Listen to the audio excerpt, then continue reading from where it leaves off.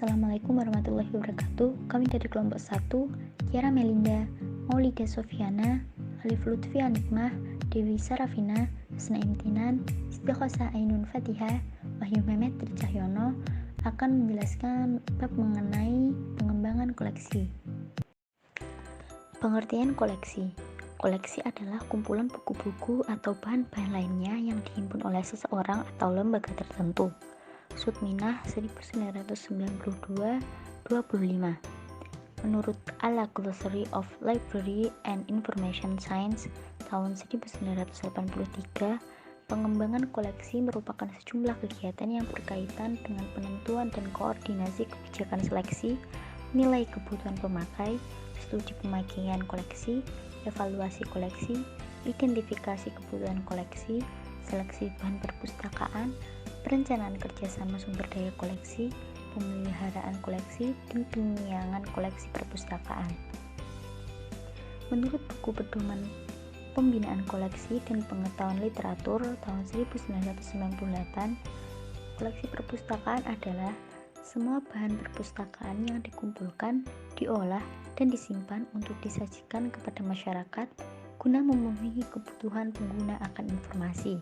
Sedangkan menurut A.D. Kohar tahun 2003, koleksi perpustakaan adalah yang mencakup berbagai format bahan sesuai dengan perkembangan dan kebutuhan alternatif para pemakai perpustakaan terhadap media rekam informasi.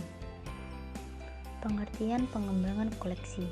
Menurut A.D. Kohar tahun 2003, pengembangan koleksi adalah sejumlah kegiatan yang berkaitan dengan penentuan dan koordinasi kebijakan seleksi, nilai kebutuhan pemakai, studi pemakaian koleksi, evaluasi koleksi, identifikasi kebutuhan koleksi, seleksi bahan perpustakaan, perencanaan kerjasama sumber daya koleksi, pemeliharaan koleksi, dan penyiangan koleksi perpustakaan. Sedangkan menurut buku perpustakaan perguruan tinggi tahun 2004, pengembangan koleksi adalah kegiatan memilih dan mengadakan bahan perpustakaan sesuai dengan kebijakan yang ditetapkan oleh pustakawan bersama-sama dengan sivitas akademika perguruan tingginya. Jenis-jenis koleksi perpustakaan. Menurut Yulia tahun 1993, ada 4 jenis koleksi perpustakaan, yaitu A. Karya cetak. Karya cetak adalah hasil pemikiran manusia yang dituangkan dalam bentuk cetak seperti buku, terbitan berseri seperti harian, surat kabar, majalah, mingguan, bulanan, dan lainnya. Laporan yang terbit dalam jangka waktu yang tertentu seperti laporan tahunan, triwulanan, dan sebagainya. B. Karya non-cetak. Karya non-cetak adalah hasil pemikiran manusia yang dituangkan tidak dalam bentuk cetak seperti buku atau majalah, melainkan dalam bentuk lain seperti rekaman suara, rekaman video, rekaman gambar, dan sebagainya. C. Bahan grafika. Ada 2 tipe bahan grafika, yaitu bahan perpustakaan yang dapat dilihat langsung, misalnya lukisan, bagan, foto, gambar teknik, dan yang harus dilihat dengan bantuan alat, misalnya salid, transparansi, dan film strip. Bahan kartografi seperti peta, atlas, bola dunia, foto udara, dan sebagainya. Bentuk mikro adalah suatu istilah yang digunakan untuk menunjukkan semua bahan perpustakaan yang menggunakan media film dan tidak dapat dibaca dengan mata biasa, melainkan harus memakai alat yang dinamakan micro reader. D. Karya dalam bentuk elektronik. Dengan adanya teknologi informasi, maka informasi dapat dituangkan ke dalam media elektronik seperti pita magnetis dan cakram atau disk. Untuk membacanya diperlukan perangkat keras seperti komputer, CD-ROM player, dan sebagainya. Ruang lingkup pengembangan koleksi. Berdasarkan definisi tersebut, proses mengembangkan koleksi mencakup 6 komponen utama. Menurut Evans dan Saponaro tahun 2005.28, komponen tersebut dapat diartikan juga sebagai tahapan dalam proses pengembangan koleksi. Keenam tahapan tersebut adalah A. Analisis komunitas merupakan dasar pengembangan koleksi secara keseluruhan. Istilah komunitas diartikan sebagai individu atau sekelompok orang yang dilayani oleh perpustakaan. Komunitas tersebut tidak terbatas pada pengguna aktif, tetapi juga masyarakat yang potensial. Hasil analisis komunitas akan menunjukkan informasi yang dibutuhkan oleh komunitas. Tidak semua informasi yang dibutuhkan tersebut harus dipenuhi karena satu dan hal lain. Oleh karena itu, pustakawan perlu membuat kebijakan untuk pemilihan pustaka agar koleksi yang akan dibeli oleh perpustakaan benar-benar tepat waktu dan tepat guna. Kebijakan tersebut juga dapat dimanfaatkan untuk melakukan penyiangan dan evaluasi koleksi. B. Kebijakan seleksi merupakan salah satu tahapan yang penting dalam proses ini karena menjadi pedoman dalam kegiatan-kegiatan lainnya. C. Seleksi pustaka adalah proses mengidentifikasi bahan pustaka yang akan ditambahkan pada koleksi yang telah ada di perpustakaan. Proses ini merupakan kegiatan penting yang perlu dilakukan karena akan menentukan mutu perpustakaan yang bersangkutan. Suatu perpustakaan tidak akan ada artinya apabila koleksi tidak tersedia sesuai dengan kebutuhan pemakainya. Proses seleksi dilakukan berdasarkan pertimbangan tujuan dan misi yang berbeda-beda dari setiap jenis perpustakaan. Perpustakaan membentuk tim seleksi yang terdiri atas berikut: pustakawan, perwakilan dari lembaga induk, perwakilan dari unit kerja lain yang terkait, perwakilan dari pengguna. Selain itu, pertimbangan juga didasarkan pada pemenuhan kebutuhan pengguna dan skala prioritas yang ditentukan secara bersama. Keberhasilan proses tersebut juga didasarkan pada alat bantu seleksi yang lengkap seperti katalog penerbit, bibliografi, lisensi atau tinjauan, dan sebagainya. Oleh karena itu, dalam proses seleksi, pustakawan perlu menyusun kriteria pustaka yang lebih spesifik untuk kepentingan perpustakaan terkait. D. Pengadaan. Pada tahap pengadaan, proses pengembangan koleksi yang selalu terkait dengan perkembangan teknologi informasi menurut pengadaan koleksi elektronik. Perpustakaan digital atau paling tidak perpustakaan hibrida sudah mulai muncul di masa kini. Pada masa depan, diperkirakan bahwa koleksi buku elektronik atau e-book akan semakin dikembangkan.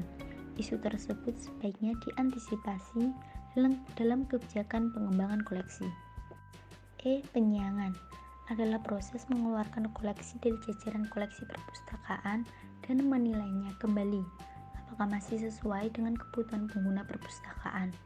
Dengan adanya bahan pustaka yang disiangi, hal itu akan memberikan ruang terhadap bahan pustaka baru yang lebih mutakhir untuk ditempatkan di jajaran rak. F.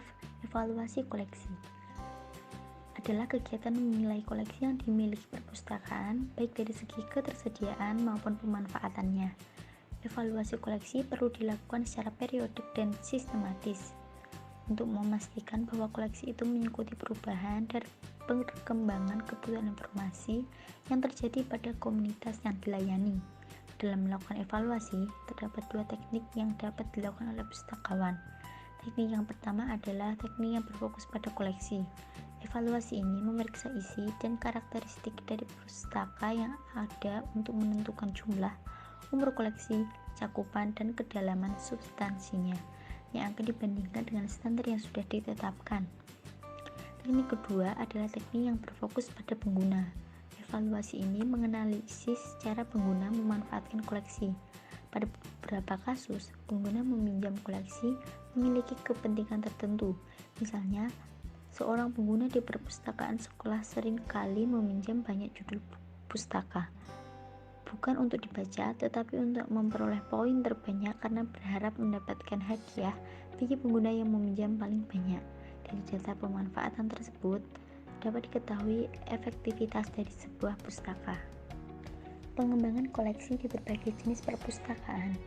Perpustakaan umum memiliki tugas paling berat dalam mengembangkan koleksinya dibandingkan dengan jenis perpustakaan lainnya.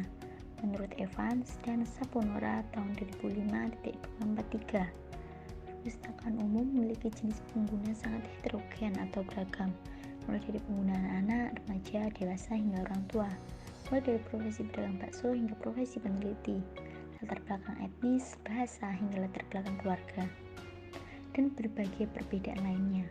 Hal tersebut menuntut pustakawan harus benar-benar selektif dalam menentukan koleksinya. Menurut Yulia dan Sujana tahun 2007.21.21. Namun dari semua perbedaan tersebut, pengguna yang benar-benar mendapatkan perlakuan istimewa adalah pengguna anak. berdasarkan Manifesto UNESCO tahun 1994, kelompok pengguna anak yang berusia antara 0 sampai 25 tahun merupakan kelompok yang sedang mengalami pertumbuhan otak. Oleh karena itu, pustakawan harus menyediakan koleksi yang sesuai agar perkembangan inteligensia mereka tumbuh optimal. Perpustakaan sekolah. Perpustakaan sekolah yang bertujuan menunjang kegiatan belajar mengajar harus menyediakan buku-buku yang terkait dengan kurikulum sekolah, baik buku wajib maupun buku pengayaan. Sama dengan perpustakaan umum, koleksi di perpustakaan jenis ini juga disediakan untuk menumbuhkan dan meningkatkan minat baca serta mengembangkan bakat dan minat. Koleksi perpustakaan sekolah ditunjukkan untuk menunjang kegiatan pendidikan, baik bagi siswa, guru, maupun staf tata usaha. Biasanya jenis koleksi terdiri atas buku pelajaran pokok atau buku paket, buku pelajaran pengayaan, buku pengetahuan umum atau referensi, dan pustaka penunjang lainnya, termasuk pustaka untuk relaksasi. Pada dasarnya, semua jenis koleksi sangat dibutuhkan sebagai bahan pengajaran. Demikian pula dengan subjek koleksi, sebaiknya dari pengetahuan umum, filsafat, agama, sejarah, hingga biografi disediakan di perpustakaan, dan mulai dari subjek yang ringan hingga yang serius berdasarkan standar ala jumlah koleksi. Untuk 500 siswa sebaiknya 20.000 judul, jadi 40 judul per siswa. Namun ada juga yang menetapkan 13 atau 12 judul untuk satu siswa. Persentase penambahan koleksi setiap tahunnya rata-rata adalah 10% hingga 20%. Perpustakaan perguruan tinggi. Dalam kaitannya dengan pengembangan koleksi, perpustakaan perguruan tinggi memanfaatkan koleksi yang sesuai dengan visi dan misi perguruan tinggi serta tridharmanya, yaitu pendidikan, penelitian, dan pengabdian masyarakat. Proses pengembangan koleksi di perguruan tinggi relatif lebih mudah dibandingkan dengan jenis perpustakaan lain.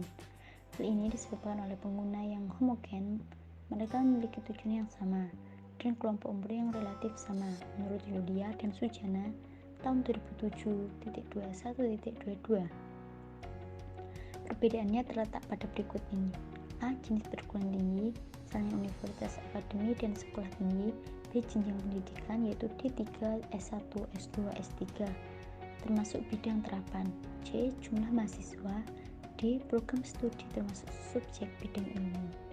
Perpustakaan perguruan tinggi lebih menekankan koleksi akademis dalam kegiatan belajar, penelitian, dan pengabdian masyarakat.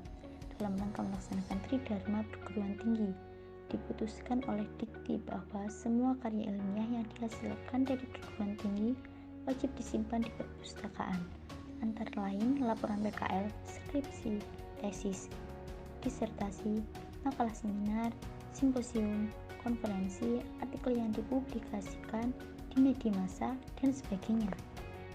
Koleksi lainnya sebagai berikut. A. Buku bacaan, yaitu buku yang digunakan dalam proses belajar mengajar mata ajaran tertentu seperti yang tercantum dalam silabus pengajaran. B. Buku teks, yaitu buku yang tidak digunakan secara langsung dalam proses belajar mengajar di dalam kelas. C. Buku referensi, yaitu buku pendamping dalam proses belajar mengajar, membaca, serta membuat tugas atau penelitian seperti kamus, ensiklopedia, direktori, clipping, dan lain-lain. D. CD-ROM, berisi kumpulan artikel dari berbagai jurnal. E. Laporan suatu lembaga yang berupa laporan tahunan, laporan tengah tahun, atau laporan kuartalan. F. Karya akhir, yaitu laporan penelitian yang dibuat oleh mahasiswa untuk memperoleh gelar tertentu dari perguruan tinggi. G. Bahan kuliah, seperti handout yang dibuat oleh staf pengajar. H. Tabloid dan majalah mencakup bidang subjek tertentu yang diperlukan untuk pengayaan pengetahuan. I. Jurnal tercetak, yaitu media cetak yang berisi tulisan ilmiah dan hasil penelitian dalam bidang subjek yang menunjang proses pembelajaran dalam perguruan tinggi. Di perguruan tinggi, koleksi dalam format digital semakin penting dalam pemenuhan kebutuhan informasi. Koleksi digital merupakan koleksi yang dibentuk dari objek digital yang diseleksi dan diorganisasikan untuk memfasilitasi akses dan penggunaan koleksi tersebut. Perpustakaan khusus. Koleksi perpustakaan khusus disediakan untuk memenuhi kebutuhan informasi seperti personel dalam organisasi terkait untuk menyelesaikan pekerjaan mereka secara lebih efektif. Koleksi tersebut disesuaikan dengan fungsi organisasi induknya. Koleksi yang dibutuhkan mencakup buku-buku manual, ilmu pengetahuan, penelitian, dan koleksi dengan tema lembaga induk. Perpustakaan khusus memiliki koleksi yang besar dan materi yang luas pula cakupannya.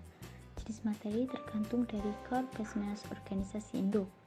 Materi perpustakaan khusus bervariasi mulai dari video, laporan internal, panduan teknis, prosiding, laporan tahunan, notulensi rapat, standar, pamflet, paten, dan sebagainya. Proses pengembangan koleksi sangat tergantung pada visi dan misi lembaga induk. Misalnya saja WWF, World Wide Fund for Nature, sebuah lembaga internasional non-pemerintah yang bergerak pada bidang konservasi, riset, dan restorasi lingkungan, memiliki perpustakaan yang mengembangkan koleksi di bidang tersebut.